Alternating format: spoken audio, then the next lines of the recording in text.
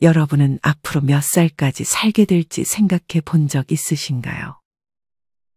누군가는 오래 살기보다는 내 손으로 밥 지어 먹고 내 발로 화장실 갈 때까지만 살기를 바라고, 누군가는 건강하지 못한 장수는 주변에 민폐만 끼친다며 오히려 오래 사는 것을 두려워하기도 합니다.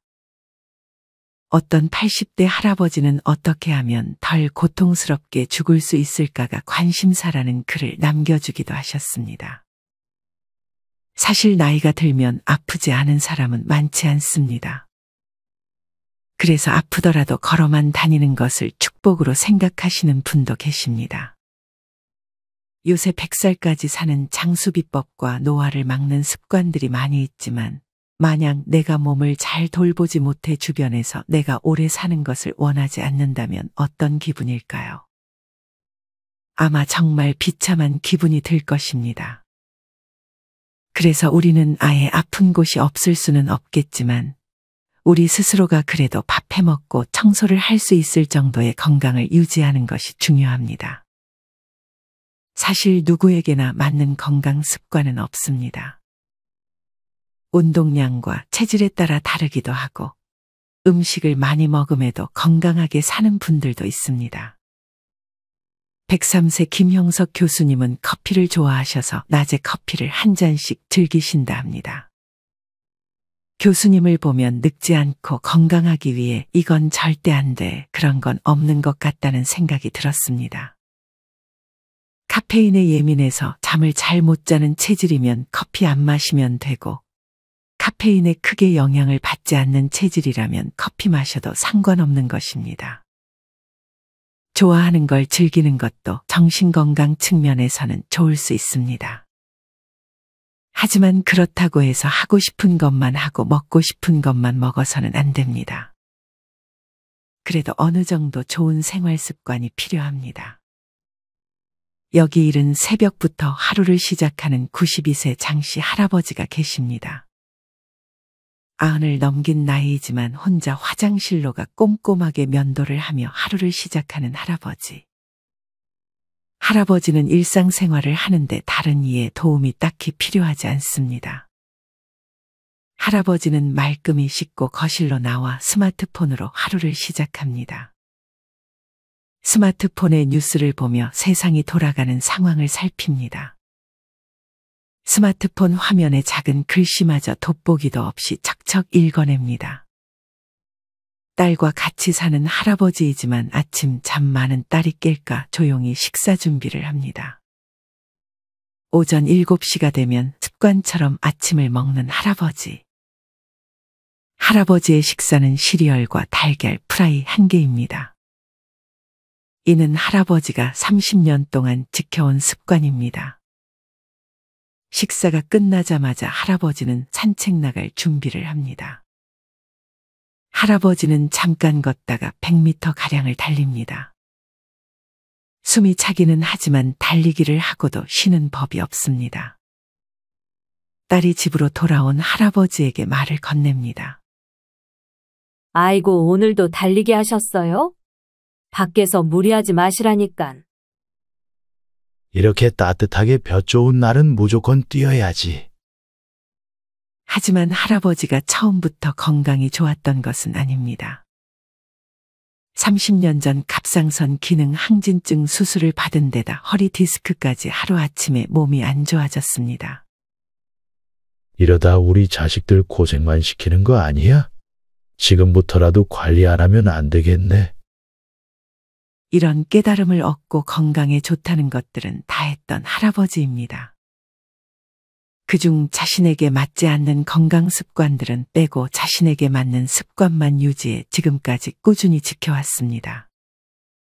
이제 아침을 시작하는 딸과 대비되어 할아버지는 벌써 공부할 준비를 합니다. 깨알 같은 글자 그것도 영어를 사전까지 찾아가며 열심히 하십니다. 커피 한 잔 타오며 딸이 묻습니다. 아버지 피곤하지도 않아요? 난 오래 자도 피곤하기만 한데. 그러자 할아버지가 답합니다.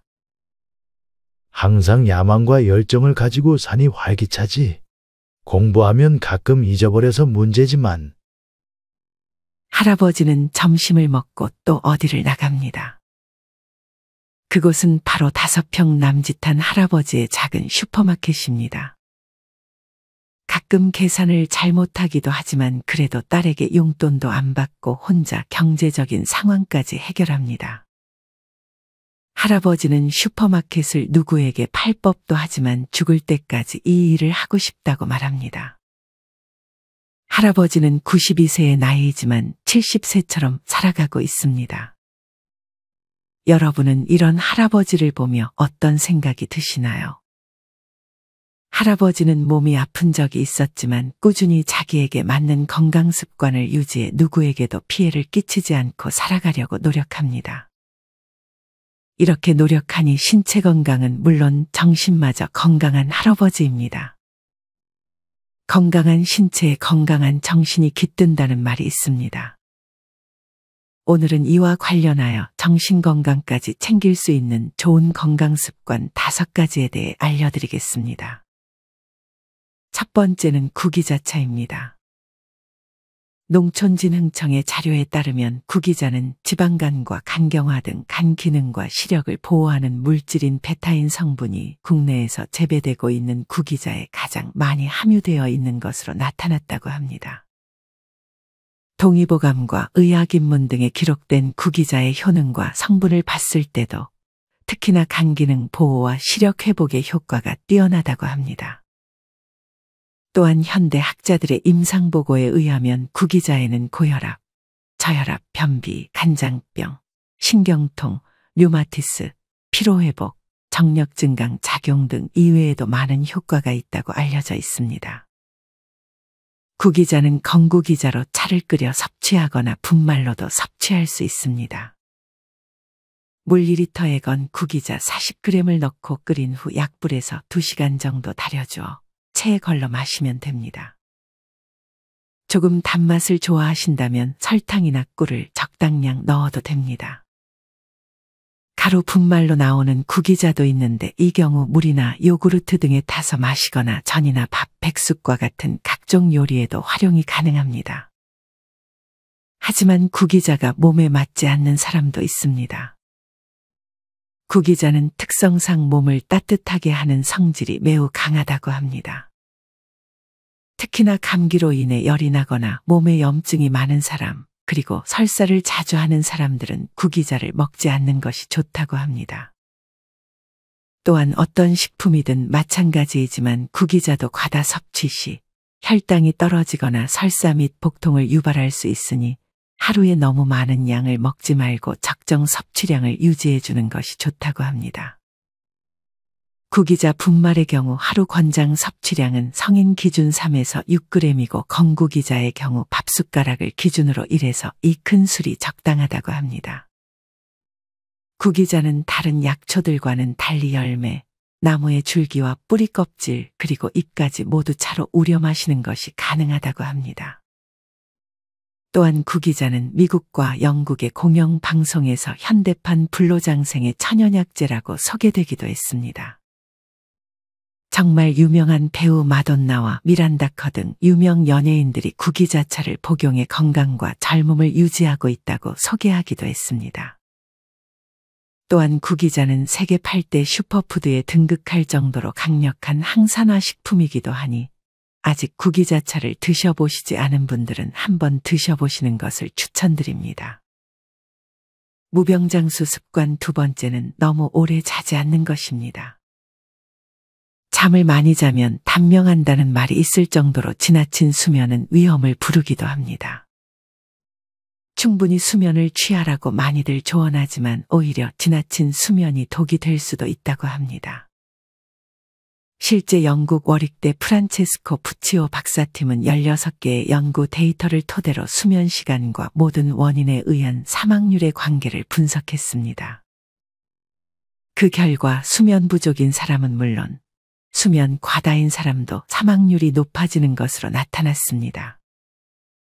또한 미국 뉴욕대 랭곤 메디컬 센터 연구팀의 조사에 따르면 하루 수면 시간이 7시간에 못 미치면 뇌졸중 발병 위험이 22%나 높아진 것으로 나타났습니다.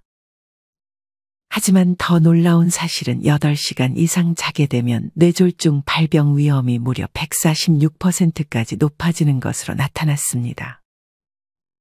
이렇듯 부족한 수면뿐 아니라 너무 과한 수면은 건강에 악영향을 미치게 될 수 있습니다. 수면 전문가들은 불면증처럼 잠을 잘 못 자는 상태뿐 아니라 과잉수면 역시 수면장애의 일종으로 보기도 합니다. 과도한 수면의 대표적인 부작용 중에 하나는 우울감입니다. 수면 시간이 증가하게 되면 당연히 움직이는 활동량도 줄어들게 됩니다. 움직이는 신체 활동이 줄어들면 신체가 자연스럽게 경직되는데 이런 상태가 되면 기분을 북돋우는 데 도움을 주는 엔돌핀 분비가 줄어들게 됩니다. 우리가 흔히 잠에서 깼을 때 정신이 멍하고 기운이 없는 상태를 겪는 것은 이 때문입니다. 물론 한두 번 정도는 잠을 푹 잘 수는 있습니다. 하지만 한두 번 잠을 오래 자는 것이 아니라 과도한 수면이 반복된다면 엔돌핀 분비가 낮은 상태가 유지되기 쉬워집니다. 이런 상태에 빠지게 되면 스스로 소외감이 느껴지고 우울한 기분에 쉽게 노출된다고 합니다. 또한 수면이 과하면 무기력증을 동반하기 때문에 전반적으로 하루의 컨디션이 나빠질 수밖에 없게 됩니다. 하루 중 많은 시간을 수면에 쓰게 되면 하루 일과가 불규칙하게 되고 생활 패턴도 변덕스러워지게 됩니다. 이런 불규칙한 습관은 과식을 유발하기도 하고 이는 계속 악순환으로 작용하게 됩니다. 잠은 무조건 보약이 아닙니다.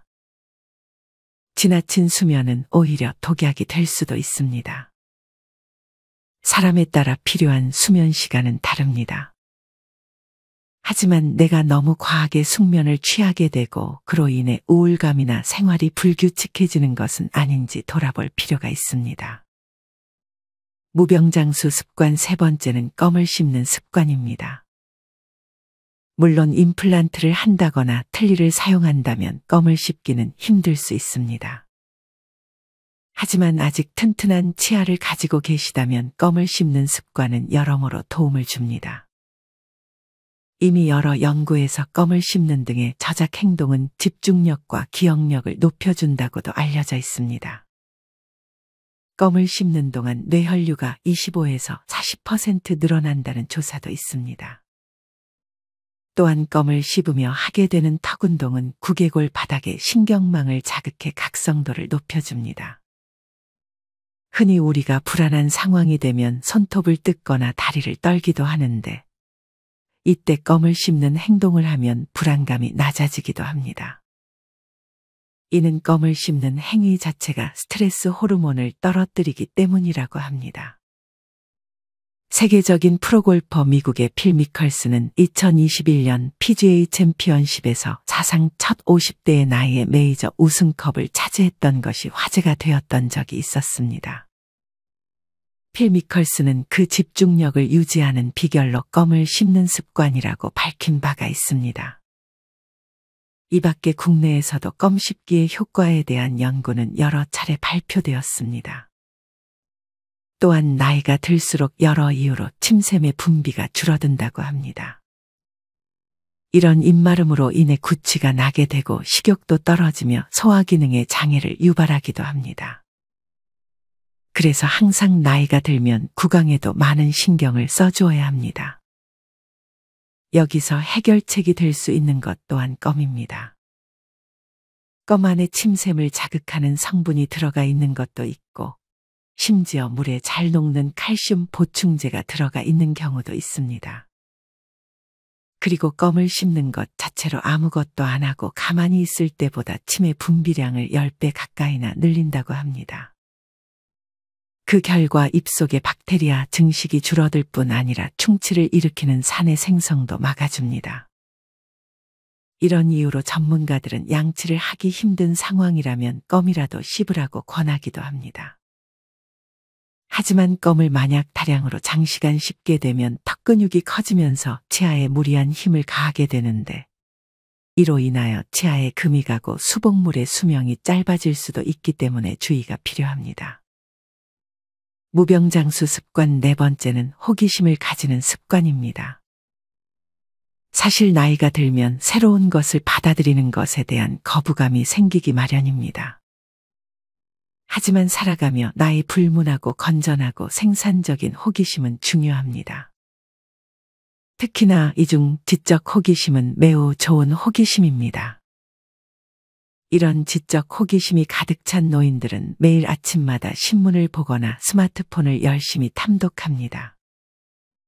평소에도 틈날 때마다 책을 읽고 배우기를 멈추지 않습니다. 이런 지적 호기심은 나이가 들수록 절대적으로 필요하다고 합니다. 나이가 들면 호기심이 당연히 줄어들 수밖에 없는데 그럼에도 나이를 먹을수록 호기심을 가져야 한다고 전문가들은 말합니다. 철학자 소크라테스는 70세에도 광장에 나가 젊은 사람들과 열띤 토론을 벌였고 그 나이에 새로운 악기를 배웠다고 합니다. 첼로의 거장 카잘스는 93세에도 매일 3시간씩 연습을 했으며 괴테는 84세 때 세상을 떠나기 1년 전 자신의 대표작 파우스트 2부를 완성했다고 합니다. 나이가 들면 스트리오솜이 감소해 학습 의욕이 상실된다고 합니다. 미국 매사추세츠 공과대학의 신경과학자들은 쥐를 대상으로 이와 관련한 연구를 진행했습니다. 연구진은 유전적으로 표적화된 약물을 사용해 스트리오솜의 활동을 증진시킨 결과 나이 든 쥐들도 과제 수행에 더 많이 참여한다는 사실을 발견했습니다. 반대로 스트리오솜 활동을 억제시킬 경우 쥐들의 과제 수행 참여가 감소했다고 밝혔습니다. 이 연구에 참여한 박사가 연구 성과를 다음과 같이 요약하기도 했습니다.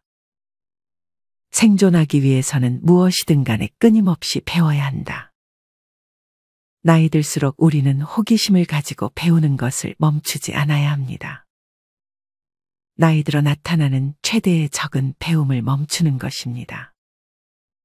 90세 의사 이시영 박사님도 공부가 돈보다 더 소중한 희망과 행복을 준다는 말을 한 바 있으며 독일의 노인 심리 전문가 하르트무트 라데볼트 부부 역시 피할 수 없는 노년 세계에서 행복하게 나이 들어가는 비결은 단 한 가지, 끊임없이 노력해 배우는 길밖에 없다고 말했습니다. 노화하는 두뇌의 브레이크 역할을 하는 것이 지속적인 공부라고 합니다. 누군가는 나이 들면 이것 때문에 못한다, 저것 때문에 못한다라고 말할지도 모르겠습니다. 하지만 아직 시도조차 안 해보고 미리 단정 짓는 것은 아닌지 우리는 생각해 봐야 합니다. 물론 나이가 들게 되면 한 번 들은 것이 다 이해되지 않고 다음 날이 되면 잊어버리기도 하지만 그 지루한 과정 속에서 반복해서 배우는 것이 중요합니다. 무병장수 습관 5번째는 햇볕을 쬐는 습관입니다. 이는 아마 많은 분들이 좋다고 알고 있을 것입니다. 하지만 여러분은 햇볕을 많이 쬐어주고 있으신가요? 실천하지 못한다면 이는 모르는 것과 마찬가지입니다. 많은 분들이 햇볕을 창문으로 쬐기도 하지만 사실 창문을 통해 쬐는 햇볕은 비타민 D 합성 효과가 없다고 합니다. 비타민 합성에 필요한 자외선이 유리를 통과하지 못하기 때문입니다. 만약 집에서 창문을 쬐을 경우 창문을 활짝 열어 햇볕을 쬐야 합니다. 피부를 노출시켜 선크림을 바르지 않은 상태로 하루 10에서 15분 정도 햇볕을 쬐주면 됩니다. 너무 과하게 햇볕에 노출되면 주름이 생기고 피부에도 안 좋기 때문에 적당히 노출시키는 것이 중요합니다. 특히나 햇빛이 적어지는 가을부터 겨울까지 계절성 우울증이 증가할 수 있습니다. 햇빛이 줄어드는 겨울에는 우리가 평소 햇빛에 맞춰 움직이던 우리 몸의 생체식의 균형이 깨지면서 세로토닌의 분비가 줄어들어 우울감을 느끼게 될 수 있습니다. 계절성 우울증은 우울증 증상과 비슷한데 이때 식욕이 늘어 체중이 증가하기도 하고 잠을 전보다 많이 자는데도 피곤하고 처지는 기분이 들기도 합니다. 그래서 밖에 햇빛이 비친다면 나가서 10에서 15분 정도 산책을 하는 습관을 만드는 것이 좋습니다. 이뿐 아니라 햇빛은 암을 예방하는 효능도 있습니다. 캘리포니아 프랭크 박사는 뉴욕에서 뉴멕시코보다 결장암 발병률이 거의 3배나 높다는 것을 관찰했다고 합니다. 결장암은 결장 내막에서 시작되는 암으로 직장암과 매우 유사한 암에 해당합니다. 이후의 연구에 따르면 비타민 D는 모든 형태의 암 발병 위험을 60%나 크게 감소시켜주는 것으로 밝혀졌습니다. 또한 햇볕을 쬐는 것이 혈압을 낮춰주는 것으로도 나타났습니다. 에든버러 대학의 한 연구팀은 혈압을 낮추는 데 도움을 주는 질산소라고 불리는 화합물이 햇빛이 피부에 닿는 순간 혈관 속으로 방출된다는 것을 발견했습니다. 이 밖에도 수면의 질 향상, 뇌기능 향상 등 햇볕 쬐기는 햇빛을 쬐면 의사가 필요 없다는 도서가 출간될 정도로 많은 이점이 있습니다. 이런 햇볕 쬐기를 알고는 있지만 아직 잘 실천하지 못하고 계신다면 날이 점점 풀리는 요즘 햇볕 쬐기를 습관으로 만들어 보는 것이 어떨까요? 오늘은 이렇게 무병장수 습관 5가지에 대해 알려드렸습니다. 첫째는 건구기자를 이용해 차를 우려 먹거나 구기자 분말을 섭취하는 등 구기자를 가까이 하는 습관. 둘째는 너무 오래 자지 않는 습관. 셋째는 껌을 씹는 습관. 넷째는 지적 호기심을 잃지 않으려는 습관. 마지막 5째는 햇볕을 쬐는 습관입니다. 나이 들어 아픈 몸 상태를 이끌고 오래 사는 것만큼 비참한 상황은 없습니다. 때가 되어 대비하면 늦은 대비가 될 수 있습니다. 우리는 미리미리 무병장수를 위한 습관을 스스로가 챙겨야 합니다. 건강은 그 누구도 아닌 내 스스로가 챙겨야 합니다. 장수까지는 아니더라도 오래 아프다가 삶을 마감하는 것은 큰 고통입니다. 오늘의 영상을 보며 조금 더 경각심을 가지고 어차피 아플 사람은 아프고 건강할 사람은 건강하다고 생각하기보다는 그래도 내 상황에 맞춰서 내가 할 수 있는 건강에 좋은 습관들을 하나씩 실천해 보는 것이 좋은 방향이 아닐까 생각합니다. 이상으로 오늘의 영상을 마치겠습니다. 우리 모든 구독자분들의 행복한 여생을 응원합니다. 다음에 더 좋은 내용으로 찾아뵙겠습니다. 감사합니다.